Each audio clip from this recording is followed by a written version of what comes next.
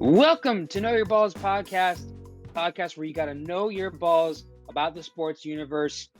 Avi Carr-Gloth with you as always, and my co-host Robbie Williams is with me again. Robbie, another great day to talk about the greatest thing, knowing your balls in sports. Knowing your balls too. Is that a Detroit Pistons championship shirt you're wearing? You caught it. Bad boy. This is old. This is faded. That's old school. Original. 1990 back-to-back champs, Bad Boys. I gotta say, the NBA, when you look over the history of the NBA, those Bad Boys teams really get glossed over. So respect to the Bad Boy Pistons. Shout out to the Bad Boy Pistons. We won't be talking about the Bad Boy Pistons today, but we got a lot on the slate today. Obviously, there was a big trade going on between the New York Jets and the Carolina Panthers that will shake up the draft, and another spin on the quarterback carousel. This one involving Sam Darnold. Also, our resident college basketball expert, Jacob Stevenson, will join us to talk about what a crazy game that was. I did not see Baylor beating Gonzaga in the championship game. That was a hell of a game. Also, Paul Pierce and ESPN's splitting ways. I'll definitely have a lot to say about this. One of our producers, AJ, he's got a lot to say about this new jersey rule that the NFL is coming out with. We'll talk about the potential to see single-digit jerseys galore in the National Football League.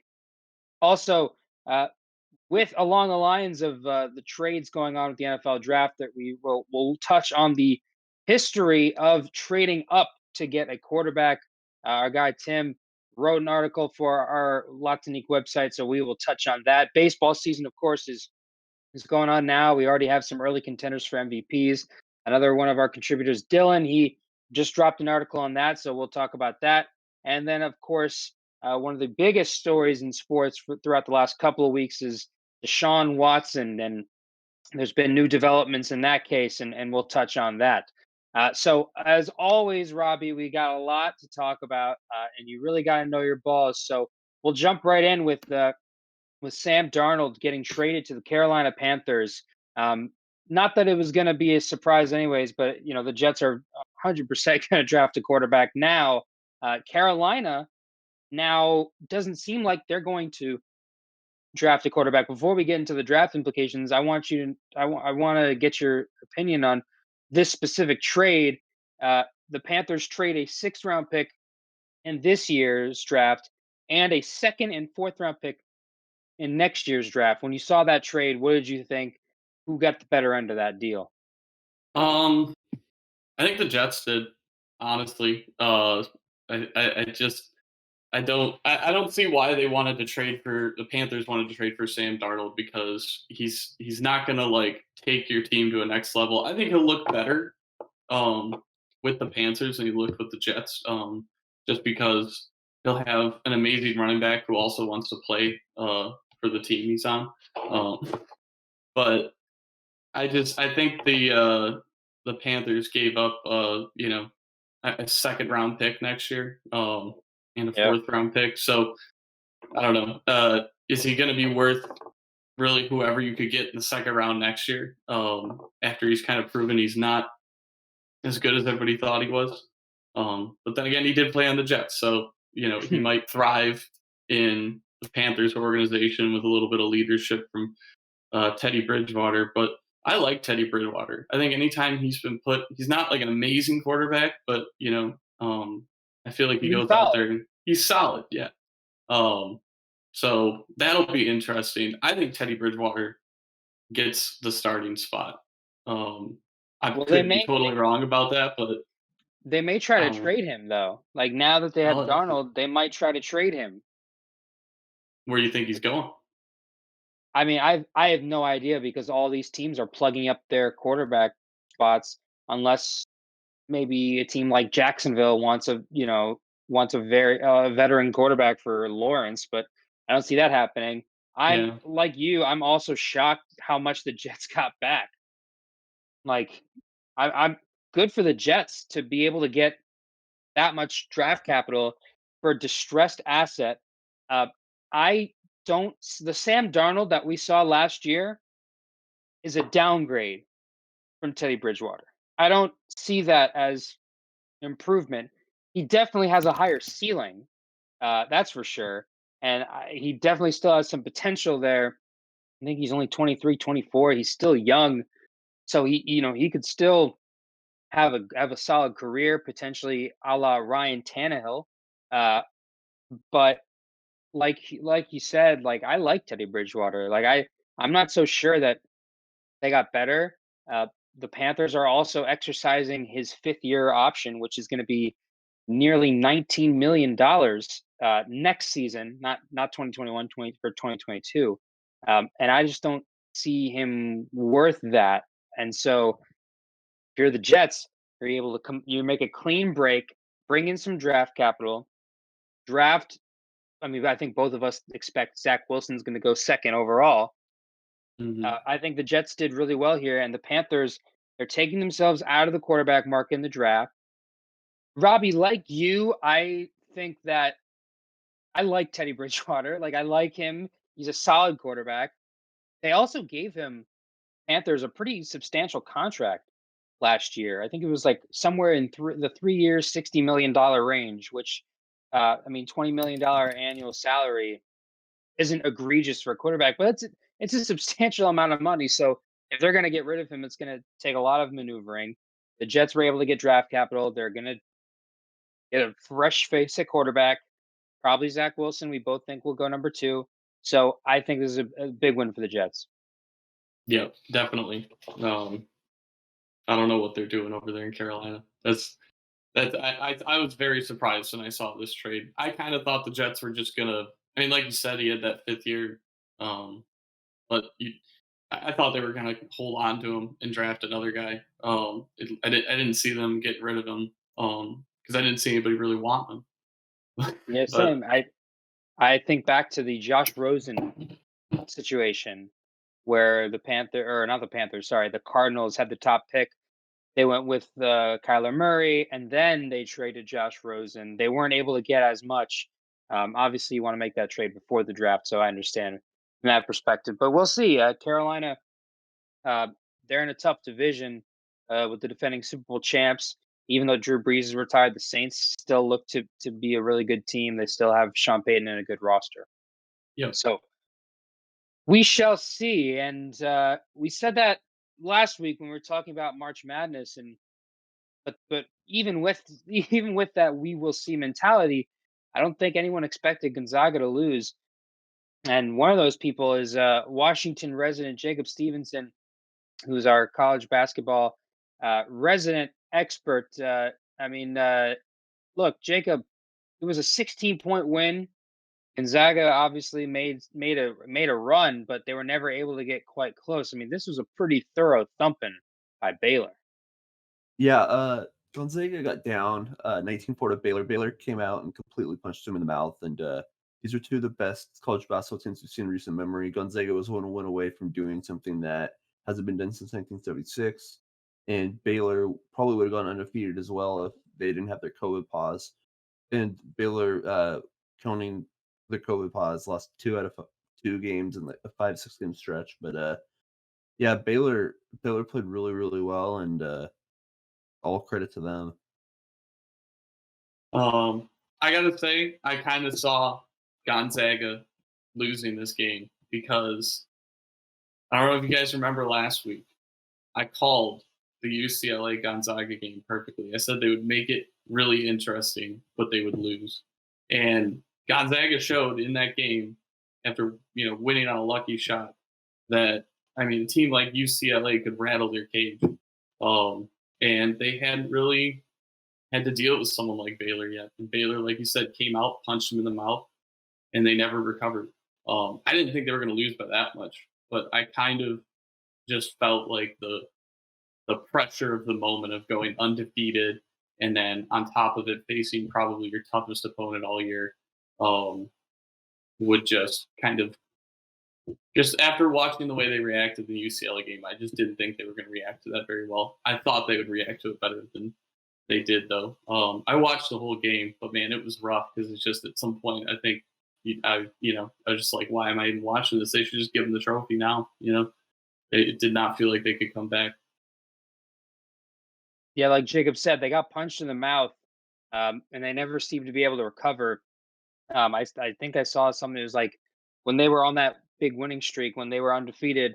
I think they had like 27 straight games before the UCLA game in which they won by double digits.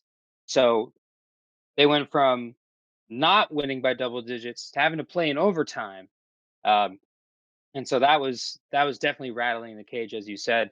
Um, that shot by Suggs, that Jalen Suggs shot, was ridiculous. Uh, and that was one of the best college basketball games I've ever seen.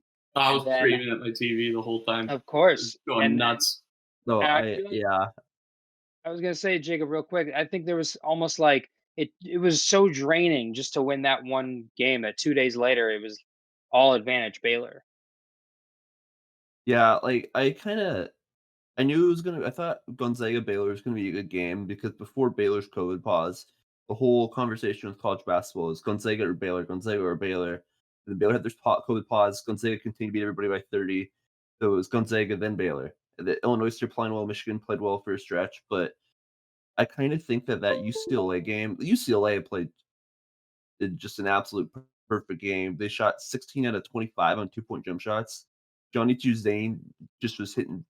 UCLA played a perfect game. They still lost, but just the emotional aspect of that game, and then you got to turn around 2 days later and play another game. I thought I didn't really think of that, but I understand the part of coming out slow and against every team in the country except for maybe 5, 10 teams.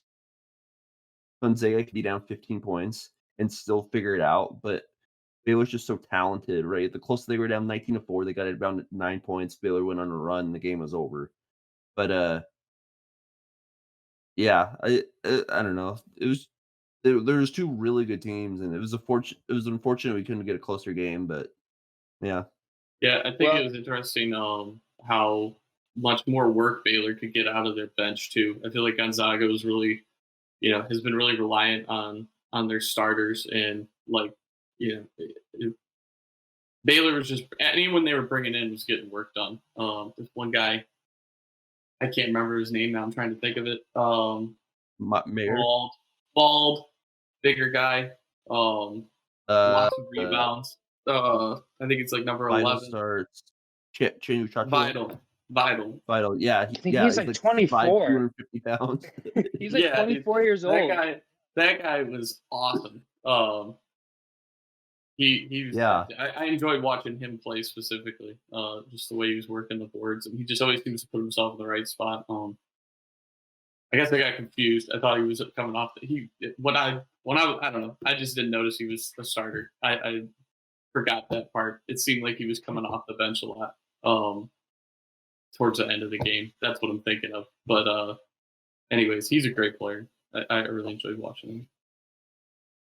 Well, Gonzaga has had a lot of close calls for a title, and I hope that they get a championship in the next couple of years. Mark Few, their head coach, has built an incredible program in a school that no one had ever heard of prior. So hope Gonzaga gets their championship soon. But congrats to Baylor, and a big thank you as always to our man Jacob for jumping in and talking some college hoops with us. Thank you, Jacob. Thank you. So moving on to a story that I am very on top of, or a story that I found very interesting, and it's the story of Paul Pierce. Uh, Paul Pierce, Hall of Fame player. Gone rogue.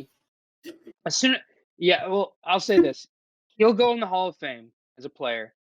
You think they'll put that video in the Hall of Fame, like on the side of his statue?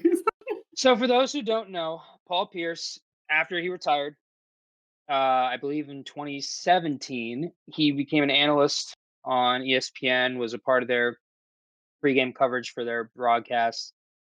He was fired by ESPN. He went on Instagram Live and was live streaming on April 2nd. And during the live stream, he was playing a poker game. It featured several women in bikinis. They were massaging his shoulders. They were twerking. He was drinking from a small cup. It appeared to be alcohol. And he was smoking a blunt or a cigar. I think it was a blunt, though. And I believe he lives in California, so I don't necessarily know what he was doing was necessarily against the law. Alas, 3 days later, ESPN ended their relationship with Paul Pierce, and Pierce later responded to the news of his firing of a video that he released of him laughing and tweeting, "Big things are coming soon. I can't lose. Even when I lose, I'm winning." And even Shaquille O'Neal, when he was on a recent NBA postgame show on TNT, he couldn't contain his laughter when Paul Pierce's name was brought up. So, look, I mean, Robbie, I guess I'll go first on this. Paul Pierce, I was never impressed with him as an analyst. I never was really blown away by what he said. In fact, I think a lot of his takes were wrong. I remember specifically there was a series, I think 2019 or 2018. It was Milwaukee versus the Celtics in the second round, and obviously he's a big Celtics fan. And the Celtics won game 1 of that series, and he said, "Oh, it's over. This series is over." And then Milwaukee wins 4 straight and wins the series, and he was right. The series was over. He's still salty about LeBron James, who's kicked his ass throughout his whole career after leaving Cleveland the first time. I never thought he was good at his job as an analyst, and that's why ESPN should have gotten rid of him. I will say, in defense of Paul Pierce, I don't think the punishment fit the crime.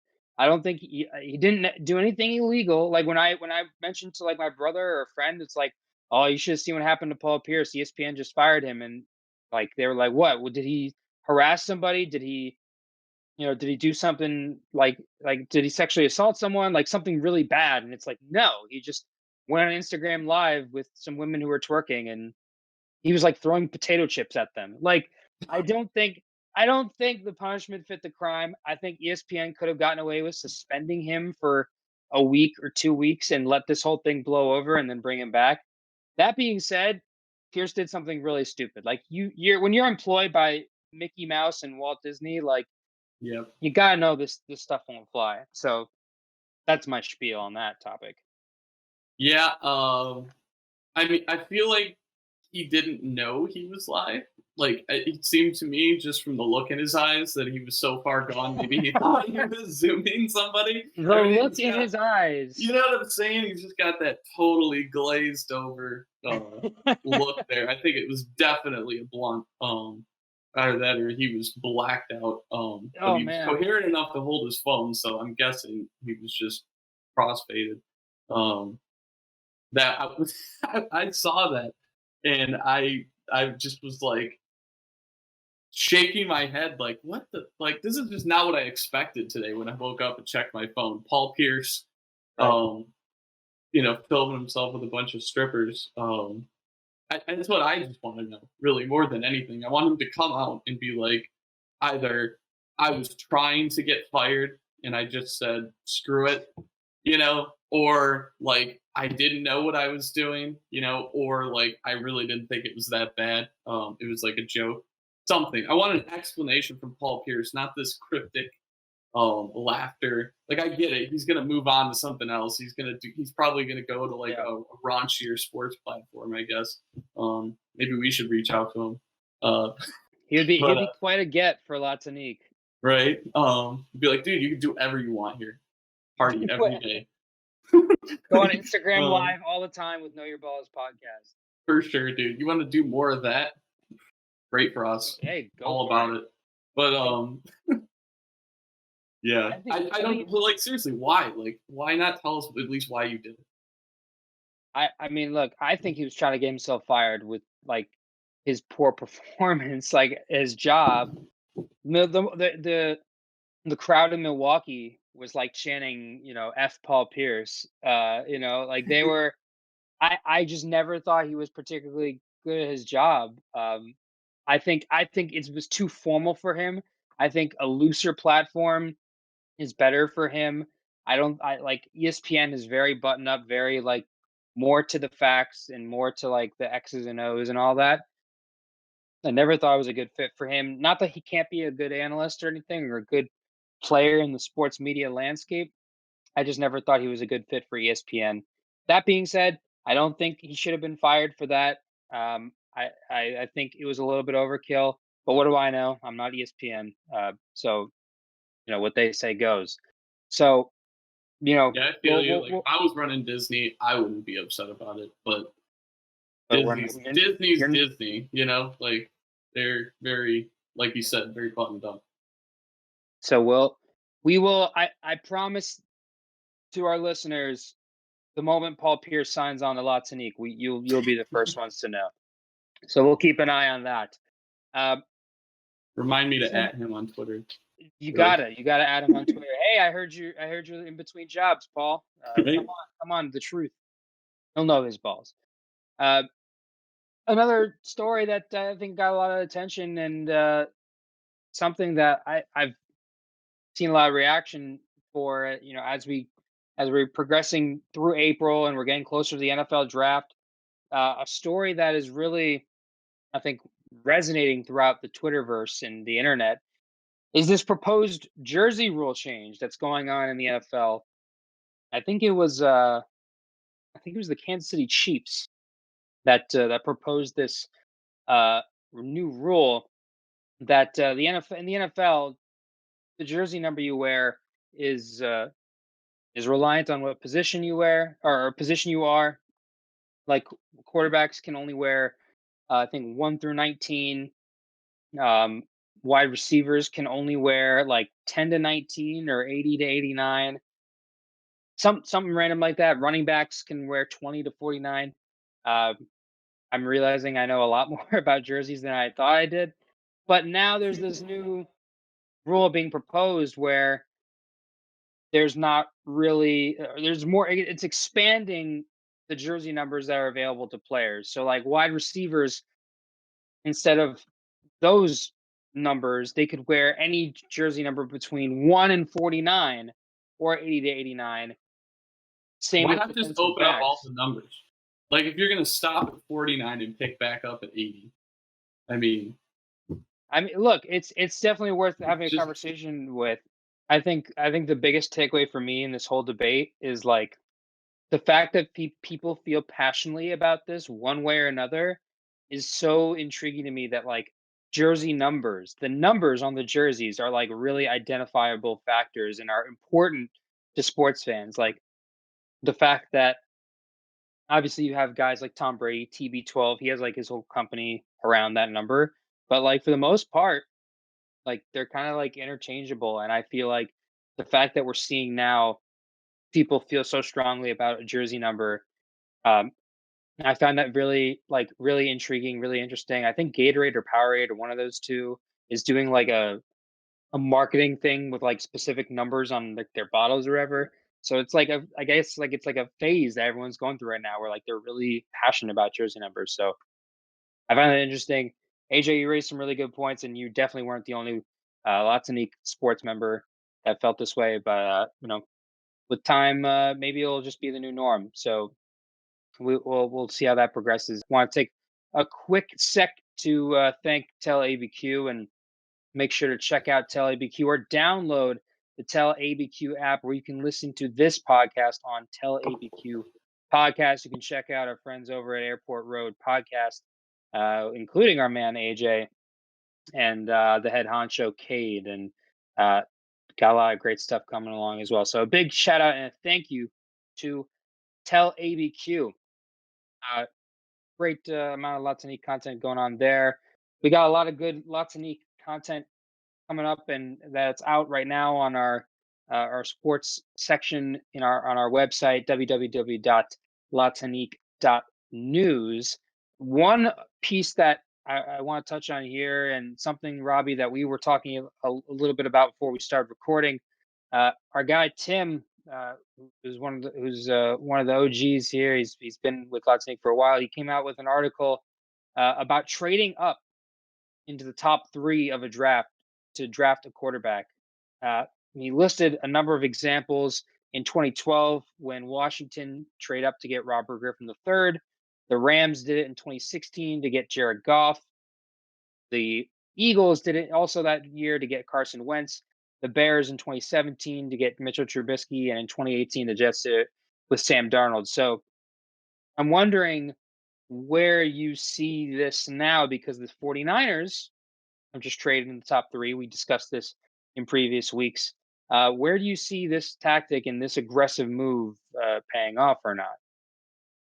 Well, I mean, Jared Goff, he just got traded to the Lions, right? So, I mean, the argument is none of these people are with their teams anymore. But, like, Jared Goff is a good quarterback. I mean, they went to a Super Bowl with him. So, it didn't work out long term. But, like, that situation, I feel like I've just heard that can't remember his name now, head coach for the Rams, Sean McDermott. Is that it? Are you talking about Sean McVay? Sean McVay. Yeah. McVay. Thanks. I just heard that they didn't have the best relationship. And Carson Wentz and the Eagles, once again, he was good. He was doing great. And then all of a sudden everything just fell apart. So I think that's kind of an organizational thing. So I think it depends on like the state of your football team. Like with the 49ers, I like what they're doing because I feel like they're just that one. They're an amazing team when they're healthy, but they're that one piece away from kind of being like a super team. Like the Chiefs, where you're just like every game they're putting up points and they're just great. So I like the 49ers doing it, but in general, I don't think it's a good idea to just kind of put all. I say this all the time, just putting all your hopes on some young kid who hasn't played a single NFL game, and trying to structure a team around him instead of bringing him into a team that's already good. So I like it for the 49ers, but I don't like, 2018 Sam Darnold, that obviously didn't work out at all. And, that's another thing where, the organization was never there to support that quarterback. Yeah, so I mean, Tim, who wrote the article, he makes the claim that if you were John Lynch, the San Francisco GM, he would not have done this. I think, though, this draft in particular is so different. There aren't many drafts like this one. We could have a quarterback in the first 4 slots of this draft. Like, Yep. There's a better than not chance of the first 3 picks being quarterbacks, depending on if Atlanta trades down from 4, or if they take a quarterback themselves. There's I'd say there's a better than not chance that we see 4 quarterbacks in the top 4 picks, and then the Bengals would get their choice of everyone else at 5, so they're pretty well positioned there. I think when you look at the history of this, I think one thing has been in common is the teams that they're making these trades with have all gotten at least something useful back. And because you get, like, with all these draft picks, you get more darts to throw at the board, and you have just more opportunities, more lottery tickets, whatever analogy you want to use. You get more opportunities to hit on a quality player. And I believe for the most part, all these teams that made these moves, like that traded down in order for the other team to trade up to draft a quarterback, they benefited. So in this case, this modern example we're talking about, San Francisco trade up, Miami trading down, and then obviously they trade back up with the Eagles, but they are really well positioned now to build around a quarterback that they already feel strongly about. San Francisco, going back to them, I think you make a good point that maybe a rookie is not the best fit for immediate, success with this roster. But because they have Jimmy Garoppolo, they can afford this. Like they have enough flexibility that they feel comfortable with Garoppolo for next year, and then like nothing beyond that. I don't even know how much guaranteed money he has after this coming season. So I think this is such an anomaly that I feel like it's hard to compare it. And I don't know. This is either going to be really good or really bad. Like there's going to be no in between. When you make this kind of commitment to trading up, it's going to be one extreme or the other. Yeah, no, you're giving up a lot. You don't even know what you're getting until draft day. I mean, you have a good idea of what you're getting, but you don't know. I mean, everybody thinks Trevor Lawrence is going to go first, Yeah. and then it's like Zach Wilson or Justin Fields, and then Mac Jones is in there too. So, after Trevor Lawrence, it seems like it's a little bit more of a crapshoot. So you have an idea of 2 or 3 players that you could be looking at, but plot twist, they draft Jamar Chase, Yeah. Oh, right? And they're like, I would, thought you're going for a quarterback, but we got there would be riots in the streets in San Francisco. Oh my goodness. So, I'm excited for the draft. Just to I love mock draft season, but I'm just ready for the draft to happen. It's usually my Super Bowl, but now that the Browns are good, I'm just interested in everyone. So the NFL draft, I think we should be having something for Tonique. We'll have some great. We have mock drafts coming out, so I'm excited about that. Yep. Moving on to sport that is in full swing. I made that joke on Quick Hits. Make sure to check that out on our Tonique YouTube channel. Baseball is back, and we already have some early MVP candidates. Our guy Dylan Glasner, he came out with an article today actually about the AL and NL MVP favorites. In the AL, he's got Alex Bregman at 3, then Aaron Judge, then Mike Trout. In the National League, he's got Mookie Betts, Ronald Acuna Jr. 2, and then Juan Soto 1. My question to you, Robbie, is why isn't Akil Baddoo on that list? Wasn't it a Baddoo? Baddoo? On the Tigers. That's a good question. I mean, I think the Tigers are, underrated. I think they're going to do better than everybody thinks they're going to do. I have a good feeling after that first opening day in the snow. I mean, it can't be any worse than the last couple of seasons. I mean, the Tigers they've been pretty sad to watch. I remember Cleveland going 18-1 against them a couple of years ago. Like, oh, we're playing the Tigers today. Oh, just automatic win. Yeah. So Baddoo's been great. I just wanted to mention him. Shout out to your Detroit Tigers. He should get on this list. I think there's also a guy on the White Sox who started like 8 for 8. He wears like some crazy number, like 77 or something like that. I don't even remember his name. You know what I'm talking about? Pitcher, I vaguely. I'm looking at the players right now. I can't think of them. They had I haven't blanking on his name, but Mike Trout, obviously, like when is he not in the MVP conversation? Yeah, I think he's just a beast. He's ridiculous, man. It's such a shame. You've seen him hit a golf ball? Oh my God. Where'd it go? It's such a shame that like he's not on a team that's like winning games. Maybe the Angels are different this year, but it's like he never has had like a deep playoff run. I think he's only been to playoffs like once or twice.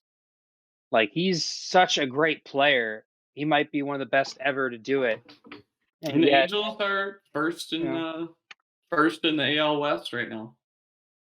I mean, we're a week into the season, so hey, I don't find something positive there. I don't know. I like that he, anybody who sticks with a team like that, I definitely appreciate that. I think the fans appreciate that too. Like, I'm not a huge Los Angeles Angels fan, but anytime a player does that, I'm like, that's cool. You're sticking with an area, and like you said, they might not be doing great all the time, but they get to watch Mike Trout. So it kind of Yeah. helps keep interest in a team that might not otherwise. If he leaves, then there's really no reason to watch if they're not playing well. I mean, they do have Shohei Ohtani, who is a very watchable player. Anthony Rendon is a hell of a player as well. Albert Pujols, I mean, this is his last season, so I mean, to watch a legend at the end of his career, I think is still something watchable. The Angels always seem to do all these moves that like are really good on paper, and they never seem to pan out the way they want. I think Joe Madden's their manager right now, right? I mean, they have a lot of things that on paper like make them viable. Like Jose Iglesias. I love Jose Iglesias. Great He's played player. for the Tigers, and he is one of my favorite baseball players to watch. Just his Defensive feel. stud. He's so good. It's awesome. It's awesome to see some of the stuff he does sometimes. Well, in terms of standings, I don't really take much stock into standings until about like a month into the season. I mean, last year was different with 60 games, but now that we're back to the 162, it's a little bit different. So, hey, if you're a team whose team is 5-2 or 5-3, and you're feeling really good about it, 3-4. I encourage you. Hey, 3-4. The Tigers are 3-4. Yep. Uh, good for you. Good for the Tigers. Good for the Toledo Mud Hens, the AAA team of the Detroit Tigers. Always been a big Toledo Mud Hens fan, and I'm just glad we're talking about baseball again. Baseball needs a little bit more love, I think, and so hopefully Yeah. we'll continue to talk about baseball as we progress throughout the season. So go check out Dylan's article on the early AL and NL MVP predictions. And finally, to round things out, a story that we haven't really talked a ton about over the last couple of weeks, but we feel it's, I guess, a little bit better time to talk about now is Deshaun Watson. And I mean, his story is, I've never seen a story like this. I've never seen a context like this. I think this is something that is fairly new. Um, Obviously, if you've been paying attention to the story, you'll know that he's been accused of sexual misconduct that has been unwarranted. That has been unwanted. I believe it's now, if I'm not mistaken, as we speak, the number of lawsuits filed against him is 22. Although a weird little nugget of information, there have been 18 professional massage therapists, and so the lawsuits stem around his activity with massage therapists, and so that's like the common link between these lawsuits. 22 lawsuits against him, but there's been, I think, 18 massage therapists that have come out in support of his character, saying that these allegations against him contradict their own experiences, which I think is just like, that's a lot of massage therapists. However you feel, that's Yeah. so much massage therapy. 20 people on either side disagreeing with each other, like on Yeah, this guy's character, and it's like, why so many massage therapists? I mean, Why so many different ones? I mean, I know you're a football player, professional athlete. You need to get physical treatment. You gotta keep your body intact, but like, you can't just have one. Like, I don't know, 10. but whatever. If he said he had 20, I'd be like, 20? Right. Like, why are you Right. 20 different people? Like, Yeah. So obviously, these are very serious allegations. He's being investigated by the Houston Police Department. He has had some of his sponsorships suspended. Nike, Beats by Dre, uh, and then they both suspended uh, sponsoring, or at least Nike suspended their endorsement. I think Beats by Dre stopped altogether. Reliant Energy and HEB both stated that they did not plan on engaging with him in the future. Now, Watson's lead lawyer has claimed that some of Watson's massages did lead to some quote unquote sexual activity, but that it was consensual, which is just another interesting piece of information that is being provided. And then a bit more recent news is that 2 judges ruled that 13 of the plaintiffs in the 22 lawsuits that are currently filed against him, they must refile within 2 business days, I believe, and go public with their names attached. I think for the most part, they the names of the accusers have not been made public. I know a couple recently did come out, and now a judge is ruling that 13 of them need to come out publicly. Yeah, that was a big. If they do not, the cases will be dismissed. Yeah, no, this when this I think about a week into it, maybe less. His lawyer, or I think maybe he released the official statement, but his lawyer, somebody probably wrote it for him. One of the arguments I remember them reading was that they can't begin to make a defense case without these people naming themselves. And so that was something they were, his lawyers were really trying to like push for. But it comes back to the thing where it's like, I just think it's so crazy that he has so many massage therapists that 14 people could accuse you of doing some crap, and you don't even know who they are until they tell you. You know what I'm saying? You're just looking at a number on a piece of paper, and you're like, I don't even know who could be saying this. Yeah, like 40 different people. And that was like one of the main things there. So it's funny that you said that they actually won that side of the argument, I guess.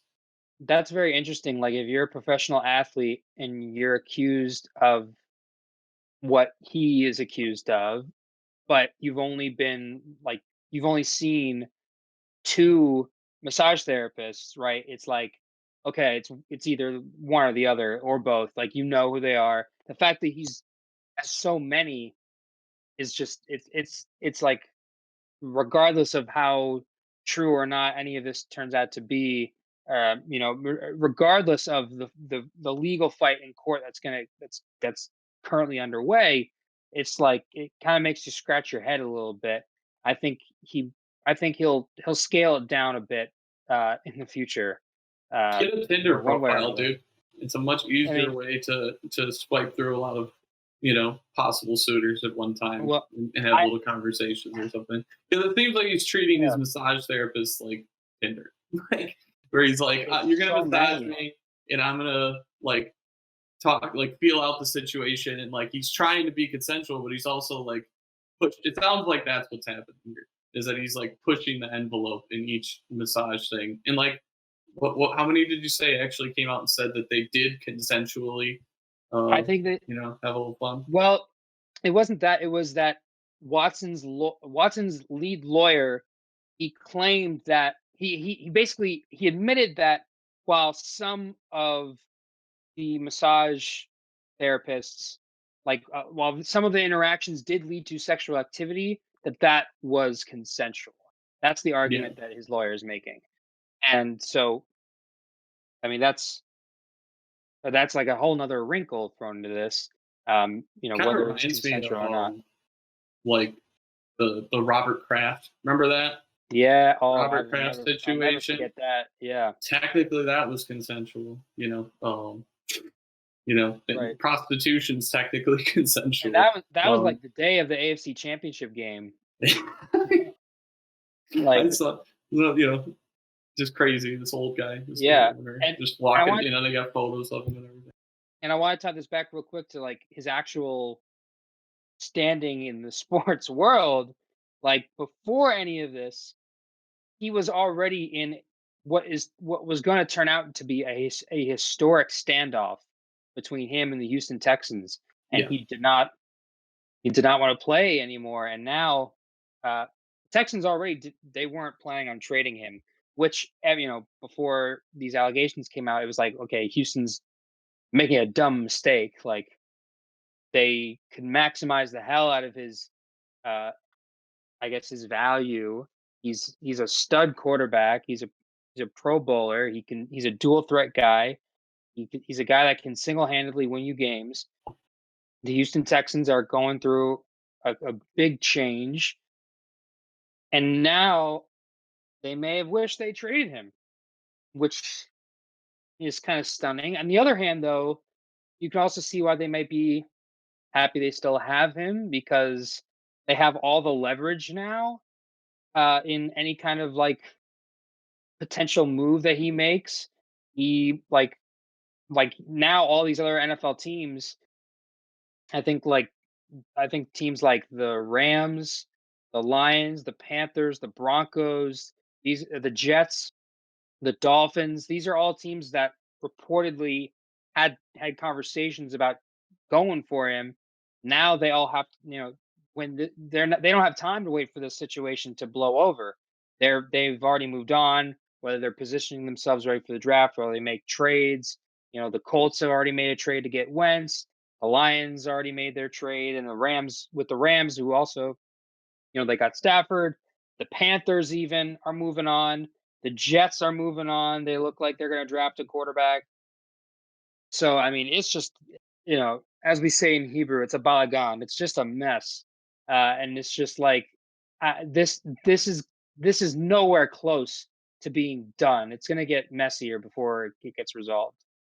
He's kind of on, Antonio Brown's kind of level now. Where it's like, Antonio Brown's a great player, but you also know all the crap that he's going to bring with him. And like, I think he's still battling something in court similar to this. I don't think it was a masseuse. It was like I think Antonio Brown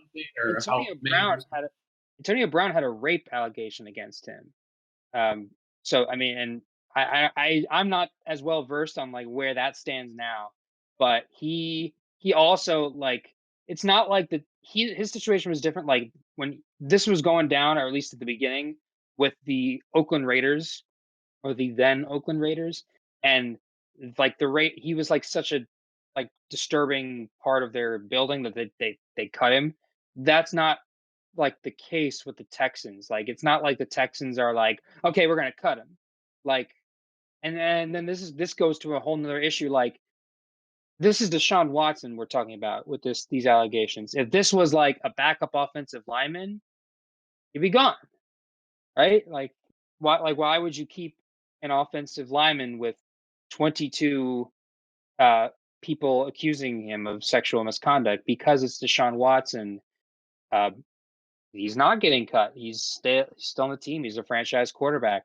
And so this whole situation is one of a kind, between his contract standoff, between his trade demand standoff, and now with the mounting amount of allegations against him and the legal fight that he is going through and getting underway right now. It's a messy situation. And again, we could be talking about this for forever. And the fact that we're just talking about it now, I don't even know if we're going to be talking about it next week unless something big happens.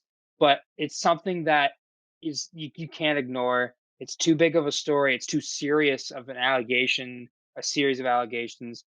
And I think it's something that the 30 for 30 on this, like the documentary on this, is going to be look at like 10 years into the crazy. future. Yeah, like the 30 for 30 on this saga, however it ends, is going to be wild. Like, we're going to be looking back in like 15 years, like, wow, I remember when Deshaun Watson was going through all of this, when all these accusations were coming out. And again, we don't know how this is going to play out. So, do you think he's going to be playing come September for the Texans? Ooh, that's the Moneyball question, right? And I definitely I think it's too soon. This is a cop-out answer, but I think it's too soon to say. I will say this though, before these, I think in a way, these allegations have made it more likely he plays for the Texans, if he plays at all. If he plays, because he may get suspended if the NFL decides to do anything about this. He may not even be in the league. Who knows? Like, it could be as serious as jail time potentially. It could be completely made up. Like, anything in between. Like, we don't know how this is going to play out. And so I think the fact that these allegations and these legal battles are playing out now decreases the chances of him playing somewhere else. If he plays, it will be with the Texans, and I think that is something that he hoped would never be the case. But he has lost all the bargaining power in this now because of his actions and because of the accusations against him. So we don't know how this is going to end. We don't know the answers to these. So you think it's a smear campaign by the Houston Texans to force him to stay in the Texans organization?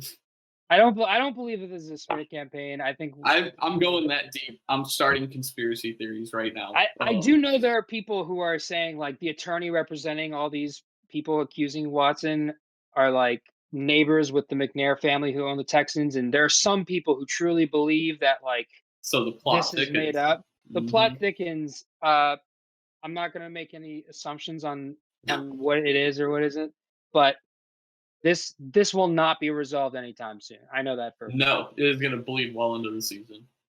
Yeah. I agree. So, and again, you might see him playing and then get pulled out in the middle of the season because of however. Yeah. Yeah. So possible. There's still many more chapters to write in the Deshaun Watson story. So that'll wrap it up for our topic list. We want to again thank Tell ABQ for just being awesome. Shout out to Albuquerque. Shout out to the people there. Download the Tell ABQ app, and we really appreciate it. Again, please make sure you follow Tonique on our socials: YouTube, Instagram, Twitter, Facebook. You know the works. And don't forget to check out the website at www.latonique.news. Robbie, your closing thought? What do you call a pile of cats? Oh, this again? This what again? Really? What would you call a pile of cats, Robbie? Allergy hazard. Meowton. Oh my god. Oh my god. I'm about to walk away right now. Is that worse than last week's? A mountain? Not even sports related. Get out of here. You gotta know your balls. That'll do it for Know Your Balls. We'll see you next time. A mountain. Jesus.